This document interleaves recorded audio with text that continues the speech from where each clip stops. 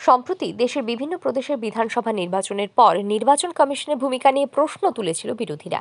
নির্বাচন কমিশন নিরপেক্ষতা বজায় রাখছেন না বলে বিরোধীদের অভিযোগ ছিল।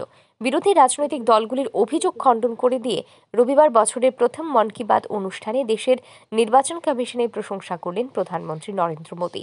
প্রধানমন্ত্রী বলেন, দীর্ঘ সময় ধরেই নির্বাচন কমিশন আমাদের নির্বাচনী প্রক্রিয়াকে আধুনিক করার জন্য একের পর এক প্রযুক্তির ব্যবহার করে চলছে। তিনি আরও বলেন, নির্বাচন কমিশন যেভাবে স্বচ্ছ নির্বাচন করাচ্ছে তাতে তাদের শুভেচ্ছা বার্তা প্রাপ্য। একই সাথে দেশের গণতান্ত্রিক প্রক্রিয়া ভোটদানে যত বেশি সম্ভব অংশগ্রহণ করে শক্তিশালী করার জন্য দেশবাসীর প্রতি আহ্বান জানান প্রধানমন্ত্রী। প্রসঙ্গত উল্লেখ্য যে সদ্য সমাপ্ত মহারাষ্ট্রের বিধানসভা নির্বাচনের পর নির্বাচন কমিশনের ভূমিকা নিয়ে সরব হয়েছিল কংগ্রেস দল। হাত শিবিরের দাবি ছিল মহারাষ্ট্রে গোটা নির্বাচন প্রক্রিয়ায় গলদে ভরা। ইভিএম এর মতো আধুনিক প্রযুক্তির ব্যবহার নিয়েও আপত্তি তুলেছিল বিরোধীরা। নির্বাচন কমিশনের প্রশংসা করে ঘুরিয়ে বিরোধীদের বার্তা দিলেন প্রধানমন্ত্রী নরেন্দ্র মোদী। এদিন প্রয়াগরাজের মহাকুম্ভ মেলা নিয়েও বললেন প্রধানমন্ত্রী।